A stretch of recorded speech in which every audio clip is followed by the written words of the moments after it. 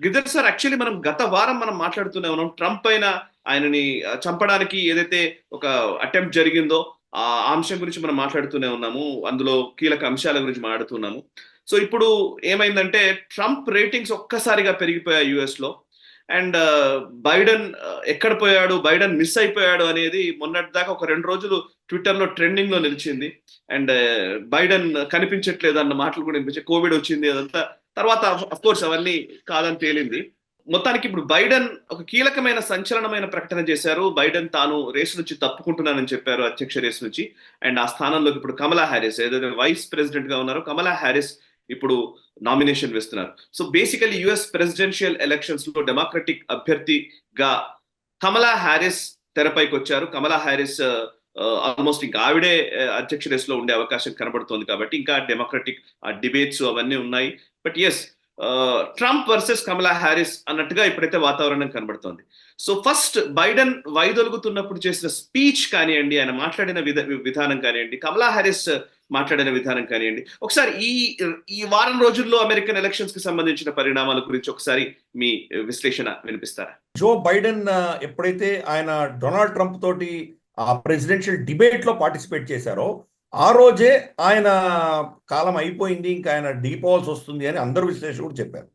ఎందుకంటే అది ఆయనకు చాలా అవమానకరమైనటువంటి, చాలా ఎంబరాసింగ్ గా ఉండింది అది.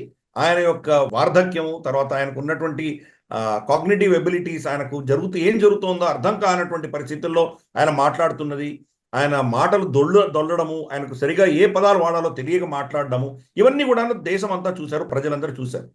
కాబట్టి ఆయన రేపో మాపో దిగిపోక తప్పదు అని చెప్పి ఆయన మీద చాలా ఒత్తిడి ఉన్నా, కొంతకాలం ఆయన లేదు నేనే ప్రెసిడెన్షియల్ క్యాండిడేట్గా ఉండబోతున్నాను ఆయన చాలా ధీమాగా కొంతకాలం గడిపినా కానీ కూడా అల్టిమేట్గా ఏం జరిగిందంటే, డెమోక్రాట్ పార్టీకి ఫండింగ్ ఇచ్చేటువంటి ఫండర్స్ ఎవరైతే ఉన్నారో వాళ్ళు, మేము పైసలు ఇవ్వము, జో బైడెన్ కనుక ప్రెసిడెన్షియల్ బరిలో దిగితే మేము మీ పార్టీకి ఫండింగ్ ఇవ్వము అని ఎప్పుడైతే వాళ్ళు నిర్ణయం తీసుకొని వెనక్కి వెళ్ళడం మొదలు పెట్టారో, అప్పుడు ఇంకా జో బైడెన్కి గత్యంతరం లేని పరిస్థితిలో అతను వైదొలగవలసి వచ్చింది.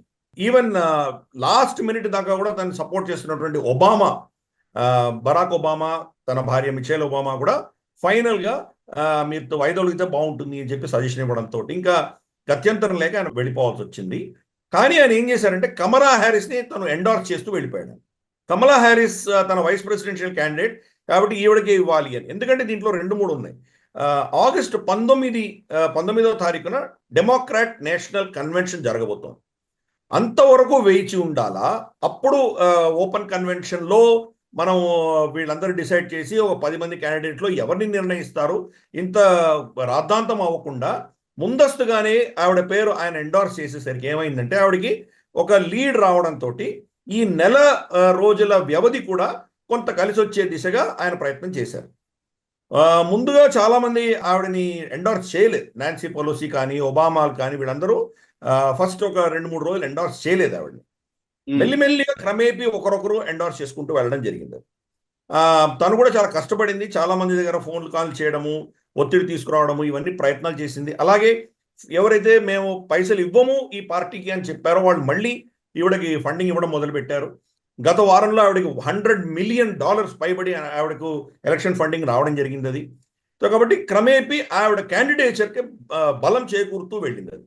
సో ఫైనల్గా ఇప్పుడు మనకు తెలుస్తోంది అంటే ఇంకా ఆవిడని ఛాలెంజ్ చేసేటువంటి శక్తి ఎవరు లేరు. కానీ అఫీషియల్గా కమలా హ్యారిస్ని ఇంకా నామినేట్ చేయలేదు ఎవరు కూడాను. ఆవిడ ప్రెజెంటివ్ క్యాండిడేట్ అంటే ఆవిడే బహుశా ఉంటుంది అని అనుకుంటున్నారు, కానీ వాళ్ళ పార్టీ ఇంకా ఆవిడని అఫీషియల్గా నామినేట్ చేయలేదు. ఇంకా ఆగస్ట్ 19వ తారీఖున నామినేట్ చేయబోతున్నారు ఆవిడని. సో ఎనీవే, ఇంతలోపు వాళ్ళిద్దరి మధ్యలో, ట్రంప్ తర్వాత కమలా హ్యారిస్ ఇద్దరి మధ్యలో వాగ్వివాదాలు భయంకరంగా జరుగుతున్నాయి.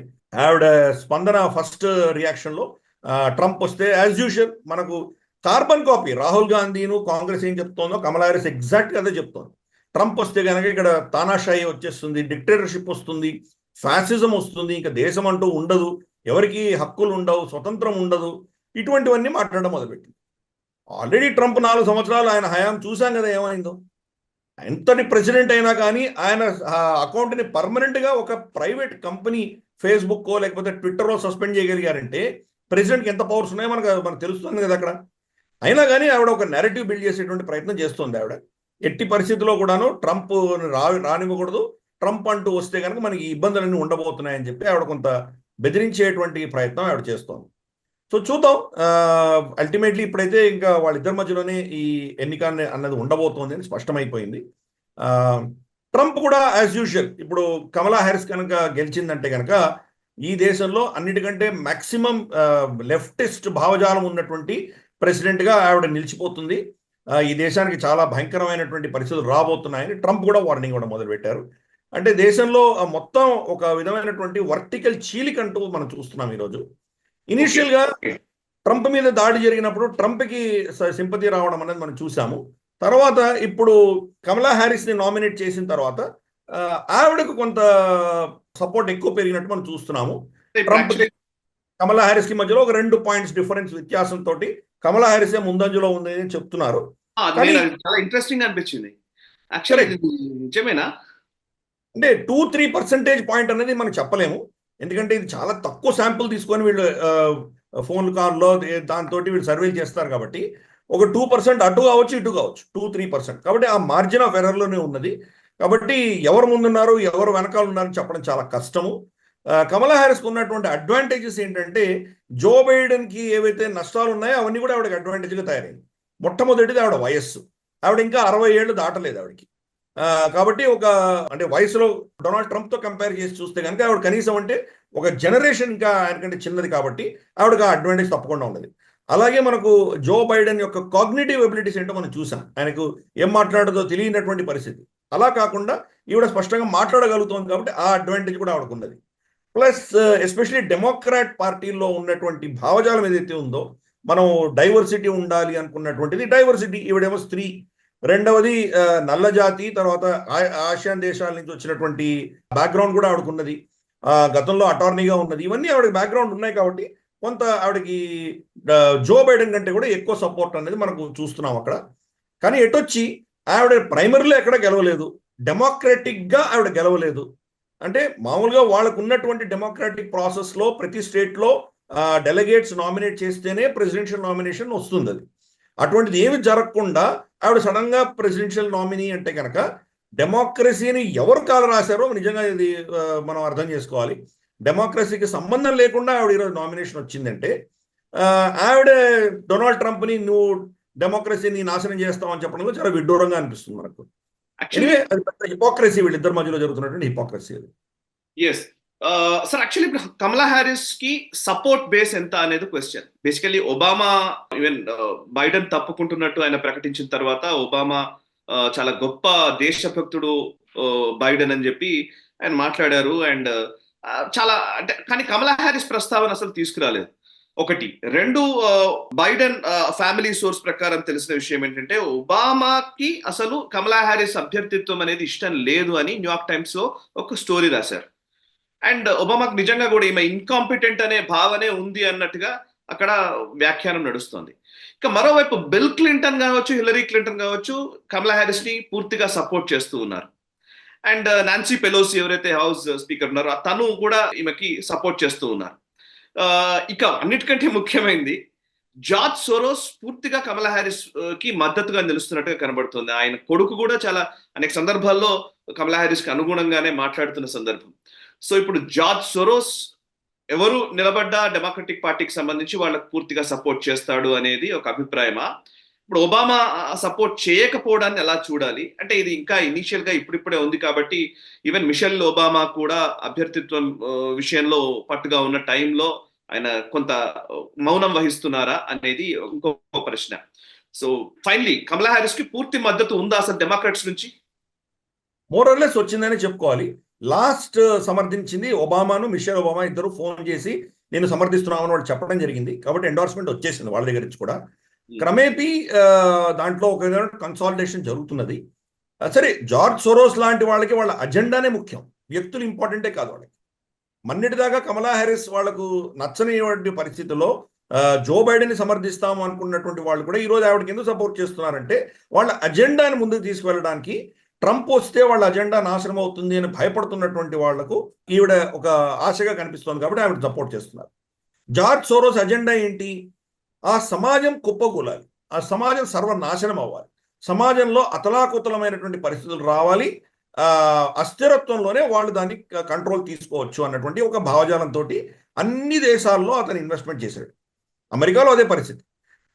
ఈ యొక్క ఇల్లీగల్ ఇమిగ్రెంట్స్ ఎవరైతే వస్తున్నారో కింద సౌత్ బార్డర్ నుంచి, వాళ్ళని ట్రంప్ వస్తే కనుక ఆపేస్తాడు, ఇక్కడ ఉన్న వాళ్ళని డిపోర్ట్ చేస్తాడేమో అన్నటువంటి ఒక అభిప్రాయంతో కమలా హ్యారిస్ మనం సమర్థిస్తే, కమలా హ్యారిస్ వాళ్ళని ఇల్లీగల్ ఇమిగ్రెంట్స్ని దేశంలో రావడానికి అనుమతిస్తుంది కాబట్టి మనం కమలా హ్యారిస్ సపోర్ట్ చేయాలి అన్నటువంటి ఒక యాంగిల్లో జార్జ్ సోరోస్ ఆయన కొడుకు సమర్థించడం అని మనం చూసాం. మనం డొనాల్డ్ ట్రంప్ ప్రెసిడెన్సీలో ఆయన గోడ కట్టడం మొదలుపెట్టిన అంశం మనకు తెలుసు. కమలా హ్యారిస్, జో బైడెన్ ఇద్దరు సత్తాలోకి వచ్చిన తర్వాత బార్డర్ మేనేజ్మెంట్ కమలా హ్యారిస్ చేతికి ఇచ్చారు జో బైడెన్. ఆవిడ కంప్లీట్ గా ఫెయిల్ అయిన విషయం అందరికీ తెలిసిందే. ఆవిడ ఎవరిని ఆపలేకపోయింది, లక్షలలో జనాలు వచ్చేసారు. ఇన్ఫాక్ట్ మనకు రిపబ్లికన్ స్టేట్స్, కొన్ని స్టేట్స్ అయితే టెక్సస్ లాంటివి, వీళ్ళు ఏం చేశారంటే వాళ్ళందరినీ బస్సుల్లోనో ఫ్లైట్లోనో తీసుకెళ్లి కమలా హ్యారిస్ ఇంటి ముందర వదిలేసి వచ్చారు వాళ్ళని, ఈ ఇల్లీగల్ ఇమిగ్రెంట్స్. ఈ బాధ ఏంటో మీరే చూడండి అని చెప్పి ప్రయత్నాలు చేశారు. కాబట్టి కమలా హ్యారిస్ అన్న వ్యక్తి అల్ట్రా లెఫ్టిస్ట్ భావజాలం ఉన్నటువంటి వ్యక్తి. కమలా హ్యారిస్ తండ్రి అతను ఆఫ్రికా మూలాల నుంచి వచ్చినటువంటి వ్యక్తి. ఆయన కంప్లీట్ లెఫ్టిస్ట్ భావజాలం ఉండి అల్ట్రా లెఫ్టిస్ట్ అని పేరు మోసినటువంటి వ్యక్తి ఆయన. కాబట్టి బహుశా కూతురికి అదే భావజాలాలు వచ్చాయి అని అందరూ అంటున్నారు. ఆవిడకి గత 4 ఏళ్లలో ఆవిడకి ఏమి సక్సెస్ స్టోరీ లేదు, నిజంగా తను ఏం చేసినట్టు చెప్పుకోవడానికి ఏమీ లేదు. కానీ ఈ సమాజంలో చీలిక రావడంతో ట్రంప్ని ఎట్టి పరిస్థితులు ఆపాలి కాబట్టి ట్రంప్కు వ్యతిరేకంగా మాట్లాడగలిగిన ఏ వ్యక్తి నిలబడినా వాళ్ళకి సపోర్ట్ చేసేటువంటి పరిస్థితి ఈరోజు డెమోక్రాట్స్ తీసుకొచ్చారు. ఆవిడ డెమోక్రాటిక్ పద్ధతిలో ఎన్నిక జరగకపోయినా, ఆవిడకు 4 ఏళ్లలో ఏమీ సక్సెస్ స్టోరీ చూపించకపోయినా, మొట్టమొదటిసారి ఒక స్త్రీ నిలబడుతున్నా కానీ కూడా, అంటే వాళ్ళు జనరల్గా వాళ్ళ సమాజంలో ఇంతవరకు స్త్రీ ఎప్పుడు ప్రెసిడెంట్ కాలేదు. మన దగ్గర ప్రైమ్ మినిస్టర్లు అయ్యారు, ప్రెసిడెంట్లు అయ్యారు, కానీ వాళ్ళ సమాజంలో ఇప్పటికి కూడా డెమోక్రాట్స్ కానీ రిపబ్లిక్స్ కానీ స్త్రీలకి వాళ్ళు పెద్దగా గౌరవించరు. ఆ సమాజం అలాగే ఉన్నది. అటువంటిది ఇన్ని నెగటివ్స్ ఉన్నా కానీ కూడా ఆవిడకే సమర్థన ఎందుకు వస్తోంది అంటే ట్రంప్ నాపాలి, ఎట్టి పరిస్థితుల్లో ట్రంప్ నాపాలి అన్నటువంటి ఒక అజెండా తోటి వాళ్ళందరూ పనిచేస్తున్నారు. అది కమలా హ్యారిస్కి కలిసి వచ్చింది. అది మనం అంటాం కదా, కొంతమంది పెట్టి పుడతారంటారు కదా, ఆవిడ ఏమి చేయకపోయినా కానీ ఆవిడకి నామినేషన్ వచ్చింది, ఎంజాయ్ చేస్తోంది. చూద్దాం రాబోయే రోజులు ఏమవుతుందో వేచి చూద్దాం. కానీ ఇక్కడ మాత్రం సడన్ గా సర్జ్ ఫండింగ్ అని ఆవిడ చాలా వచ్చింది. ఆవిడకి వీళ్ళిద్దరిలో కంపేర్ చేసి చూస్తే ఇప్పుడు డొనాల్డ్ ట్రంప్ చాలా ముసలివాడిగా కనిపిస్తున్నాడు. కాబట్టి ఈ యొక్క వ్యత్యాసం అన్నది అక్కడ ప్రజలు చాలా స్పష్టంగా వాళ్ళు గమనించగలుగుతున్నారు. ఉమెన్ అనేది ఒకటి, ఇప్పటి వరకు కూడా ఒక్క మహిళ కూడా అధ్యక్షురాలు కాలేదు యుఎస్ కి. ఉపాధ్యక్షుడు కాలేదు, ఫస్ట్ టైం ఆవిడే అయింది. ఆవిడే ఉపాధ్యక్షురాలు, నిజమే. వైస్ ప్రెసిడెంట్ అయితే ఫస్ట్ ఆవిడ. సో మరి నిజంగా ఒకటి ఉమెన్, 2 మీరు అన్నట్టుగా ఏషియా రూట్స్ నుంచి ఉంది అని, ఇంకోటి మనం ఏషియా రూట్స్ అనుకుంటున్నాం, ఆవిడ తను ఆఫ్రికన్ అమెరికన్ అని చెప్పుకుంటోంది. అండ్ మూడవది ఏజ్, ఒక తక్కువ వయసులో ఉన్న వ్యక్తి అనే. నాలుగవది అల్ట్రా లెఫ్టిస్ట్ భావజాలం. చాలా ఇంపార్టెంట్ అది యాక్చువల్లీ, ఎందుకంటే రైట్ సార్. ఈ వీడియో మీకు నచ్చినట్టయితే లైక్ చేయండి, 10 మందికి షేర్ చేయండి, అలాగే కామెంట్ల రూపంలో మీ అభిప్రాయాలను మాతో పంచుకోండి. Nationalist hub group of channels ను సబ్స్క్రైబ్ చేసుకుని తెలుగునాట జాతీయవాద జర్నలిజాన్ని ప్రోత్సహించండి. ఈ వీడియో కింద ఉన్న బెల్ ఐకాన్ పై క్లిక్ చేయడం మర్చిపోవద్దు.